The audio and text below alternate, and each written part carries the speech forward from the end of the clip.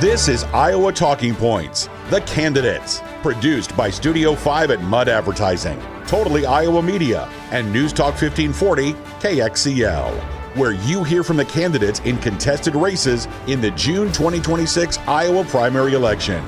Now, Iowa Talking Points, the candidates. From Studio 5 at Mudd and Cedar Falls, here is Jeff Stein.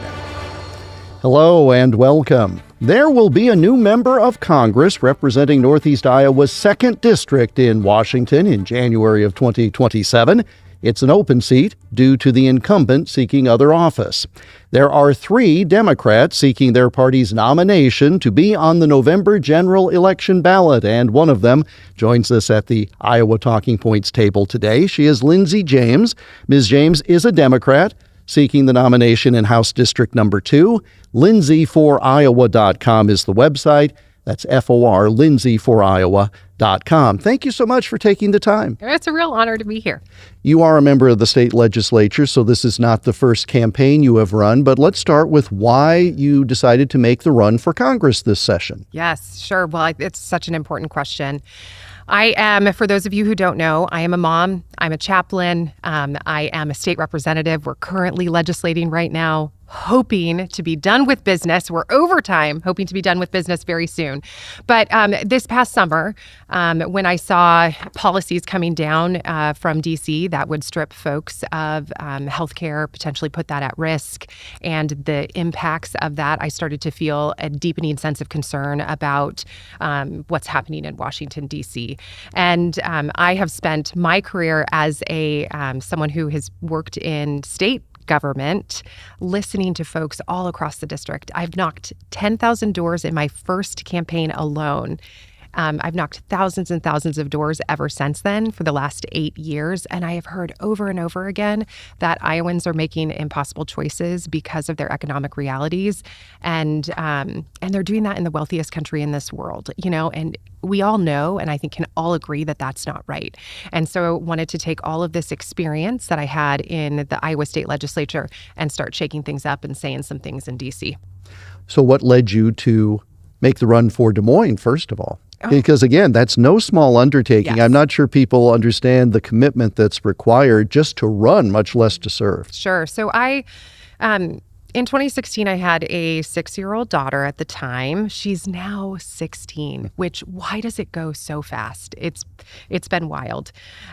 She was 6 at the time, and we were getting excited about the 2016 election. And the lead up to the 2016 election, we decided to purchase a White House Lego. And we were going to build that Lego together on the morning after we elected our first female president into that office. That was in 2016. And as well as all of us, what the results of that election were. And so instead of building that Lego in 2016, I'm finding myself in a conversation with a 6-year-old trying to explain the results of the election. And she and I made the decision that we would put that Lego away in the closet. And I believe that we will one day be able to build that Lego together. But we decided we wanted to wait for that moment when, women broke that glass ceiling. And because of that interaction with her in that moment, I had a deepening sense of call and I started wrestling with, well, maybe my skill set as a chaplain who has spent my life, bringing people together across difference. As a chaplain, that's a lot of what I've done. And could that skill set actually work in the Iowa legislature, especially with this deepening polarization in our state and in our country? And so I thought to myself in that moment, you know what? If a seat like this opens, I'm going to run. And then 3 months later, a seat opened and I was like, oh, here we go. And so be careful what you wish for, right? Yes, exactly. That led me into a wild and beautiful and deeply meaningful journey as a state representative. What are some of the ways that you've been able to do that, to use some of the skill set of working with people, putting people together, being able to listen to people? Give us some examples of how that has actually worked crossing the aisle in Des Moines. Oh, absolutely. In fact, I'm really proud of my reputation in the Iowa legislature as being someone who does a lot of bipartisan work. So a lot of folks out there who may be tuning in may know me for some of my work around housing protections. Over the years, there have been out-of-state large predatory corporations and private equity firms coming into our state, purchasing mobile home districts or communities.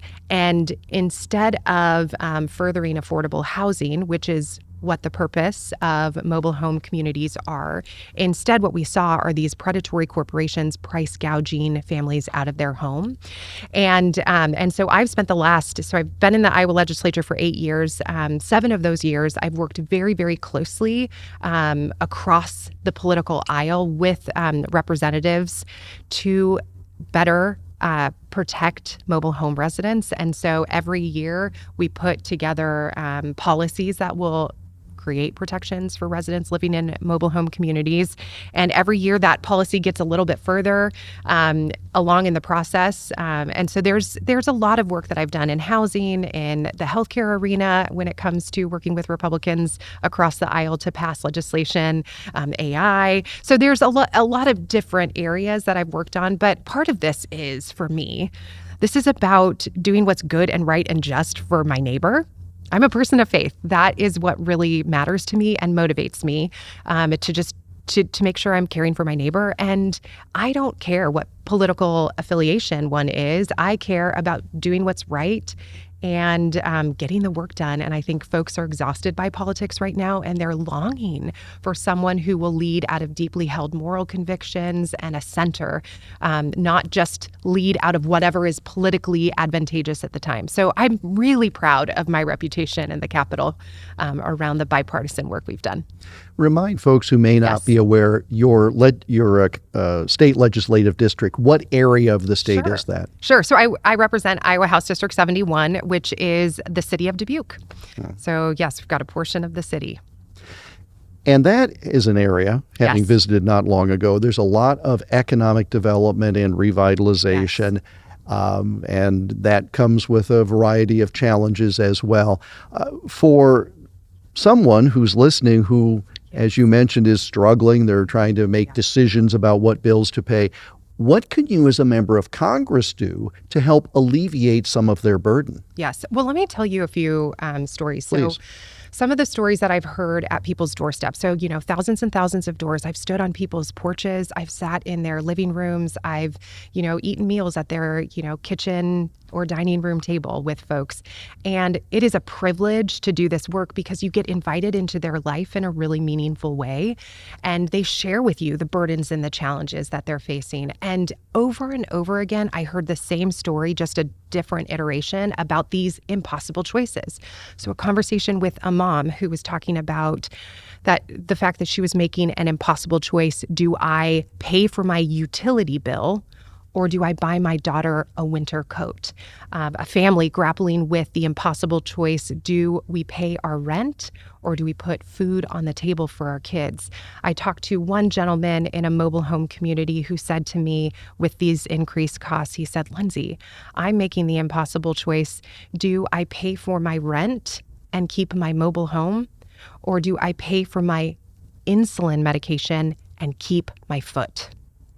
That actually came out of the mouth of one of our neighbors here in Iowa. And again, in the wealthiest country in the world, we all know that that is not right. And so there are some policies that we can do to lower cost of living for families when it comes to lowering the cost of prescription drugs, when it comes to creating programs that allow for young families to buy into the housing market, or even increase our, housing stock.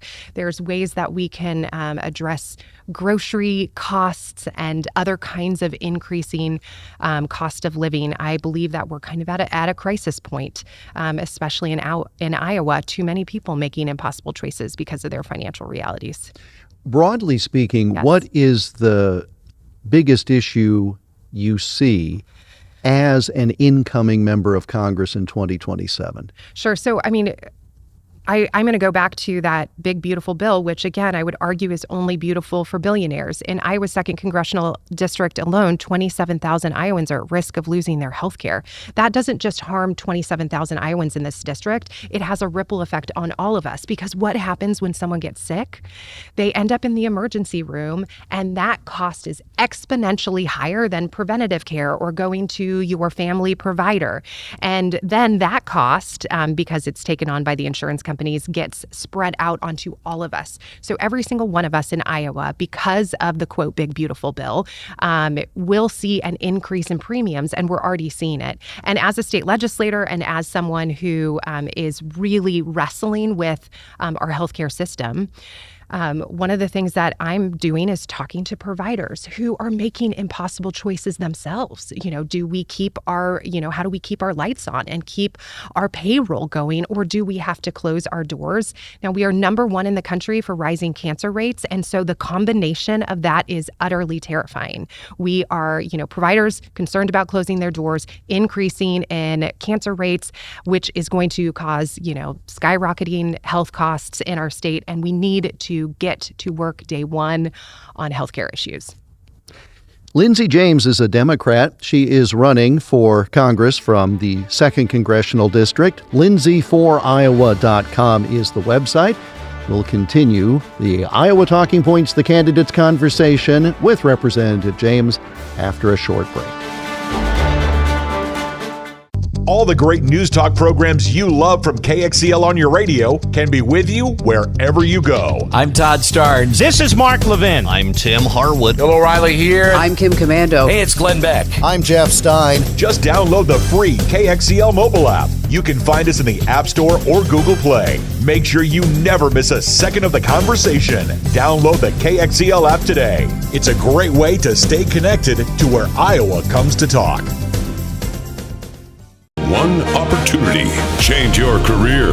Mud Advertising is hiring product specialists. $20 an hour, paid weekly. That's 52 weeks a year plus record-breaking profit sharing. Let me repeat, $20 an hour plus record-breaking profit sharing. But we're just getting started.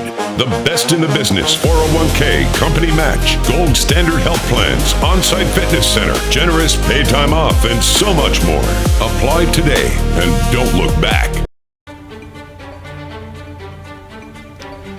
You're watching Iowa Talking Points, the candidates. Here again is Jeff Stein. And we continue the conversation with Lindsay James. She's currently a state representative, Democrat, seeking the nomination of her party for Congress from Northeast Iowa's 2nd Congressional District. And when we took the break, you had just been talking about health care. So let's drill down on that a little bit further. What are the things that Congress should be doing to alleviate the burden that you described and alleviate the need for people to make some of those difficult choices that you mentioned? So we need to see, first and foremost, a reverse of the Medicaid cuts. So we're losing billions of dollars into rural parts of our state because of that money loss. So those cuts have meant that our providers are in impossible circumstances, making impossible choices. So that's the first thing that we want to do when we get to DC on day one. The other thing we need to grapple with is I believe that healthcare is a human right and that we need to be moving in a direction of universal healthcare. And so some of the things that we can do to move in that direction would be to create a public option. Another one would be to lower the age of Medicare to 55.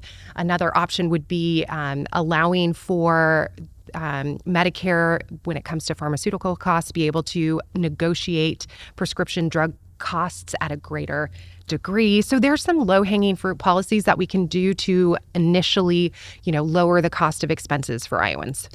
Now, you're running as a Democrat, yes, and Democrats have had the majority in Congress at various times over the past cycles. Sure, yes. So if those are reasonable solutions, and I'm not questioning that they may be, why have they not been done by a Republican majority, a Democrat majority? Why is it that this hasn't been done? It is so broken. The system is so broken. Let me tell you this story because I think this is a perfect example of why it is broken and why people are so very frustrated and why we absolutely need a change. So I remember knocking doors in my first election, and one of of my neighbors shared with me that when the privatization of Medicaid happened in our state, that her son, who was an adult male who had Down syndrome, lost vital services. And she was sharing that story. And so I was surprised when on day one in the Iowa legislature, I'm getting introduced to the lobbyist for this big corporation and that big corporation, the big pharmaceutical companies and the big insurance industries. And I'm looking around and I'm wondering, where are the lobbyists and the advocates for everyday working families in our state, the ones who are struggling with the cost of living and the cost of healthcare realities and getting the services that they know their families deserve in this state? And so I had in that moment at my first day at the Capitol, another deepening sense of call. And it was to every time I was given a microphone or a megaphone, every time I was having a cup of coffee with a group of people or at a forum, I would take every opportunity I had to tell the stories of everyday working families in our state. So I did that at the Capitol. One of my very first stories, I shared the story of this Down syndrome man who had lost vital services. And as soon as I was done with sharing his story and calling out the corporation that was denying him that health care, I got a request to speak to a lobbyist. Now, you can imagine which lobbyist it was. It was the lobbyist of that big healthcare company that I had just called out on the floor of the Iowa House. And he said this to me. He said, "Representative James, you're new here. So maybe you just don't realize this. But we don't do that here in the Iowa legislature." And my response, I was very taken aback. Do what in the Iowa legislature? I was so confused. And he said, call out a company by name. My response, I don't care what the norms of the Iowa legislature are. I care that my constituent and my neighbor gets the health care that they need. That's what I care about. And I'm smiling as you're telling the story because it just bespeaks of a system that has problems when a lobbyist says, I don't think you understand how we do things here. Yes. That's one of the signs that the balance of power is in the wrong direction. Absolutely. And that's not the end of the story even, Jeff. So, that conversation ended abruptly and, he went off on his way. I went off on my way. So I was surprised when the very next day he reached back out to me and requested to speak again. So I did. I talked to him again. And by the way, just so that people know, that's the process. If a lobbyist wants to speak with a lawmaker, they submit a request. So that you're not getting strong-armed in the hallway kind of thing. Right. So that's the normal policy. Yes, they submit a request and then you go speak to them outside of the chambers and have a conversation. And so I did that. I followed up with them because I'm going to work with anyone who wants to work with me and anyone who wants to talk with me or share something, then I'm here to listen. And so I went back out, had a conversation with me or with him, and he said this. He said, okay, Representative, I had a conversation with my boss last night, and we're going to go ahead and reverse the services that we denied your neighbor. And so my neighbor suddenly had their vital healthcare services restored. So this is an example of the brokenness because I shouldn't have to call out a large corporation on the floor of the Iowa House to do the job that they're being paid to do, which is to take care of people. And so part of this is a campaign finance problem. When it comes to part of it is, the corruption in Washington, D.C. and the brokenness. I am a redhead, as you can see. So for anyone who knows or loves a redhead in their life, you know that we have, we're wired in a way with a little fire and spice. And so I have, never strayed away from a fight, especially when it comes to making sure that we're doing what is good and right and just for our neighbors. And so as someone with a passion for that, I am ready to go confront the corruption. I'm ready to confront, the systems and structures that are in Washington, D.C. that are preventing my neighbors from building the life that they know their kids deserve in our state. And again, with regard to that story, the company did not change its broad policy to impact countless numbers of people. They simply responded to the one that got the attention. Yes. Which good for them for doing that once they were shamed into it, but we know it's not right. But you then are thinking, how many others Yes. do I not know their stories to tell? Yes. And the increase in denials after the privatization of Medicaid were exponential. And so again, when you are trying to turn a profit off of a group of folks whose healthcare outcomes might not change. If you have Down syndrome, it's genetic. You're going to need a certain level of care forever. The only way to turn a profit off of someone like that is to deny services or delay reimbursements, which has meant it's hurt people and our people, Iowans, our neighbors, our family members, the ones that we love. And it hurts providers because when you're delaying reimbursements, then they start to struggle with, how do I keep my lights on? How do I keep my payroll going? And so everyone is starting to make impossible choices. Why? Because of corporate greed, which is why that needs to get called out in Washington, D.C. You mentioned interaction with your daughter, so Yes. we know you are a parent. You've Yes. mentioned that you're a chaplain and a lawmaker. Tell us a little more about your story that brings you to this point. Yes. I am a mom of, okay, are you ready for this? 2 teenagers. So prayer and advice, welcome. It's moving so fast and it's beautiful. And I love every moment of it. But I think that there's something when you're a parent raising kids, when you're looking in the face of a young person, things become so clear in your mind about what's really at stake. And we're in the top 10 in the country for population drain. We're also, 49th, 50th when it comes to our economy. And so I'm acutely aware of my kids and wanting them to be able to build, their life here in our state. When we're top 10 in the country for population drain, and mostly that drain is coming from our young people, we know that there's something, that needs to change here. And so I'm acutely aware of, the needs of our young people, but I think all of our communities are. I knock on doors and, people are regularly saying, I'm worried that my kids will build their life elsewhere. I'm worried that my grandkids will move for economic opportunities. And so there's some policies that we can address that will fix those realities. There's, affordable housing, affordable health care, child care, and making sure we have strong schools. So there's a whole host of things that we need to think differently about in our state in order to make sure that our kids have the life we know that they deserve. So being a mom shapes how I think about these things all the time.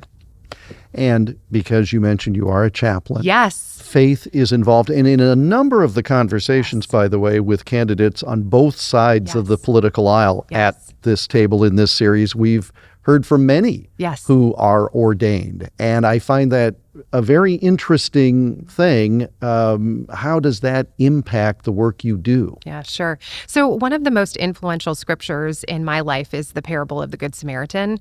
Many people know that story as someone is harmed and hurting on the side of the road, and someone who is powerful and has resources sees that person on the side of the road. But what do? They turn a blind eye and they walk away.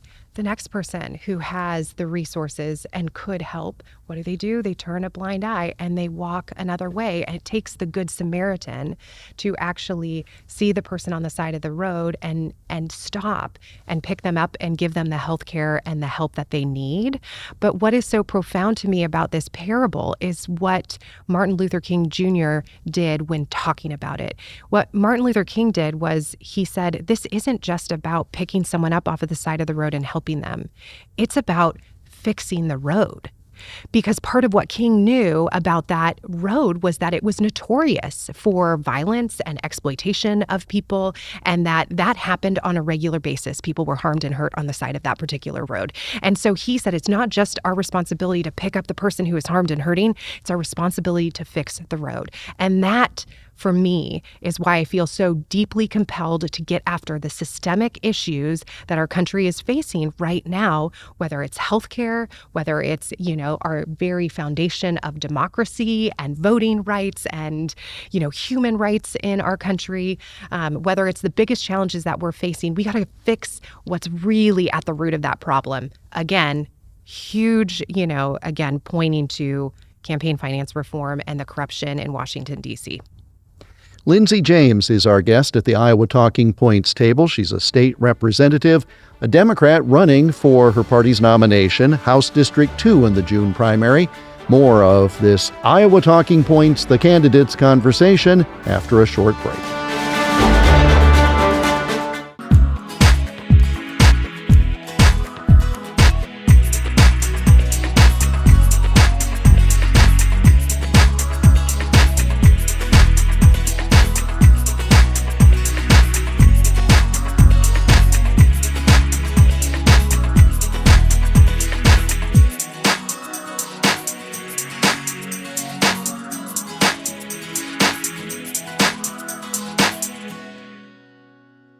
One opportunity.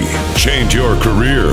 Mud Advertising is hiring product specialists. $20 an hour, paid weekly. That's 52 weeks a year, plus record-breaking profit sharing. Let me repeat, $20 an hour plus record-breaking profit sharing. But we're just getting started.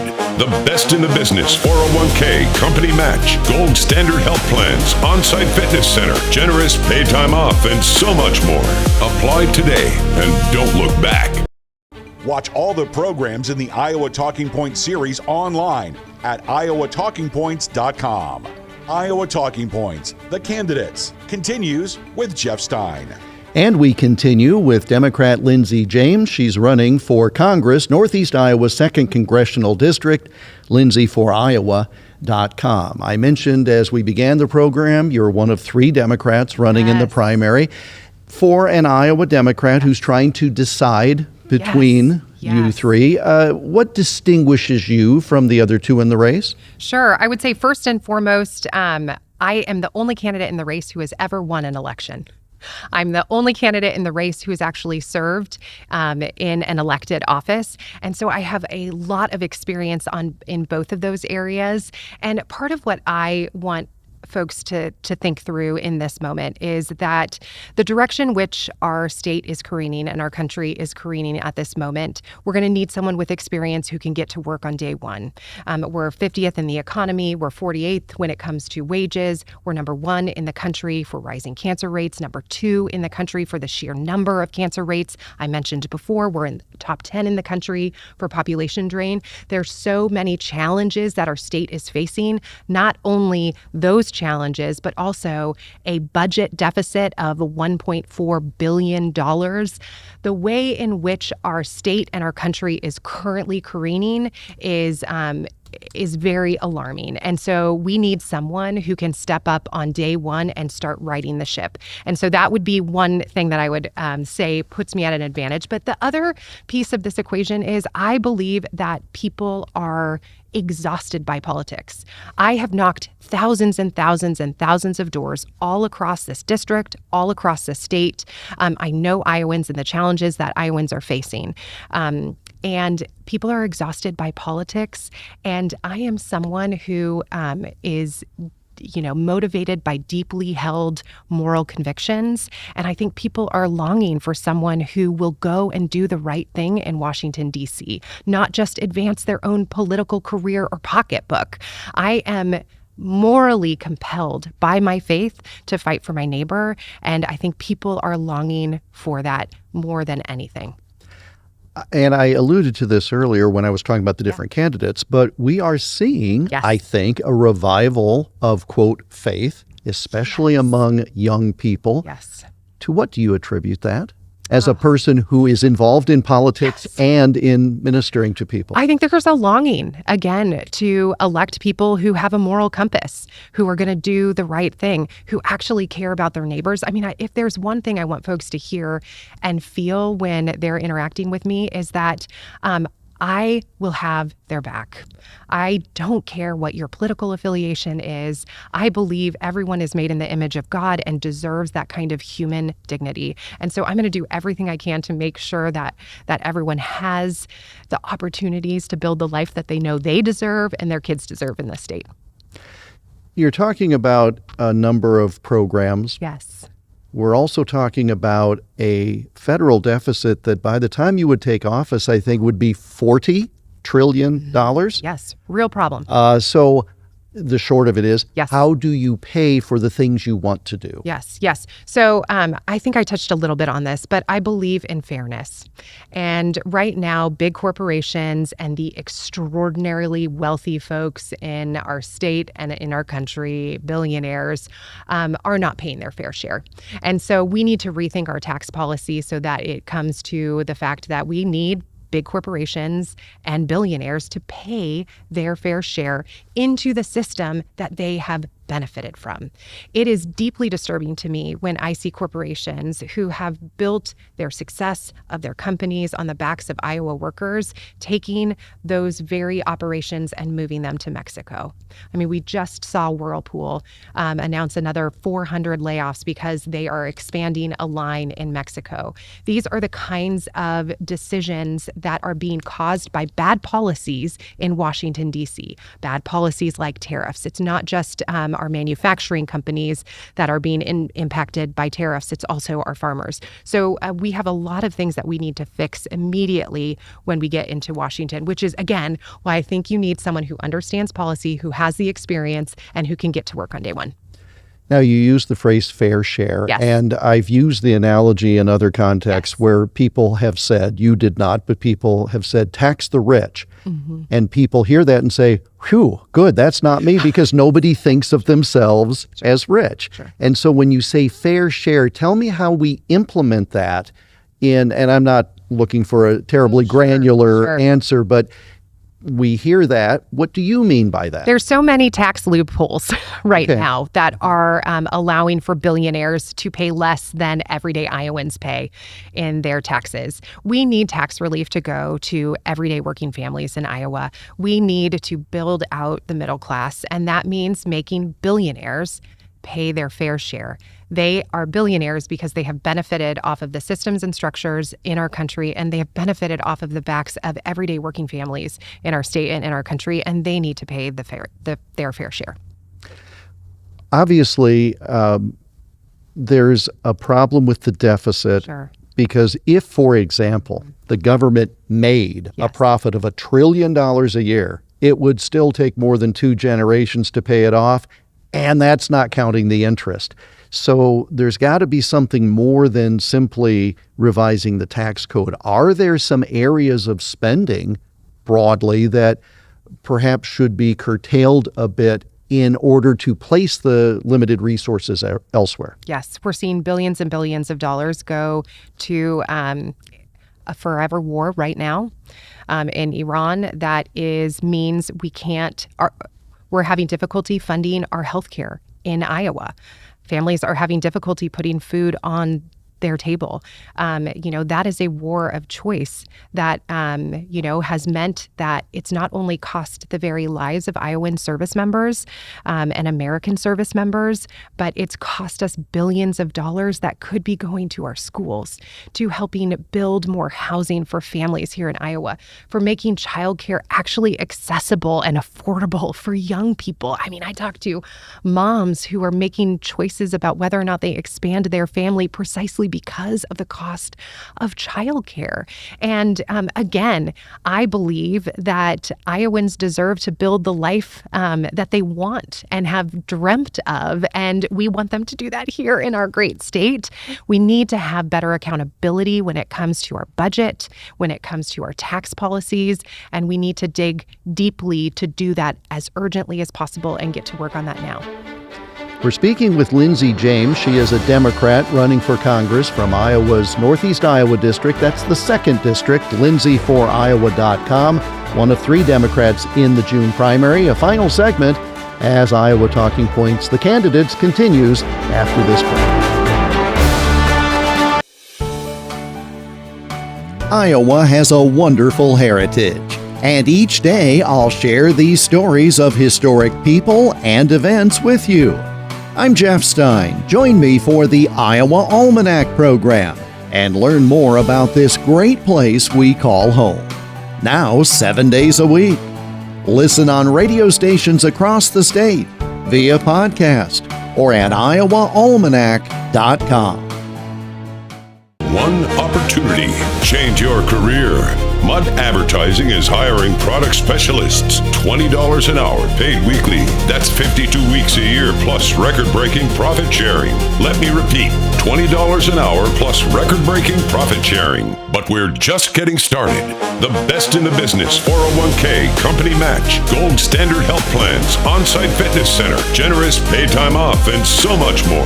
Apply today and don't look back. You're watching Iowa Talking Points, the candidates. Here again is Jeff Stein. A few minutes more with Lindsay James. She's a Democrat, state representative now, seeking nomination of her party for Congress from Northeast Iowa's 2nd Congressional District. And you talked about going out and knocking on doors and meeting people. That's got to be one of the more gratifying things when you're actually able to talk to people without it being a lobbyist, without it being a journalist, actually talking to people where they're comfortable at their own homes, as opposed to being shy and coming up to you during an event. I imagine you get to meet a lot of good people that way. Yeah, it's some of the most deeply meaningful work. And I think one of the stories that's most profound and lasting in my mind is the story of a man named John, who in my district, when I knocked his door, he wasn't interested in talking to me. In fact, he said, when I started approaching him, he put out his hand and he said, no. If you're a Democrat, I don't want to have anything to do with you. And so in that moment, I was a little taken aback because, right, we're Iowa nice, and I had received lots of warm welcomes previous to that one moment. And so I said, okay, I respect your space. And I reached into my pocket and I gave him my just my phone number on a business card. And I said to him, hey, if you ever need anything, will you call me on my cell phone? Because I want to help. And then before I left, I, handed him the card and I said, as I was turning to leave, and if you ever just want to set me straight, you can call me on my cell phone too. And in that moment, I watched all of his defenses come down and he actually said, since you're here right now, let me set you straight. So it actually opened the door to a really meaningful conversation where he shared with me about the cost of living crisis in his life.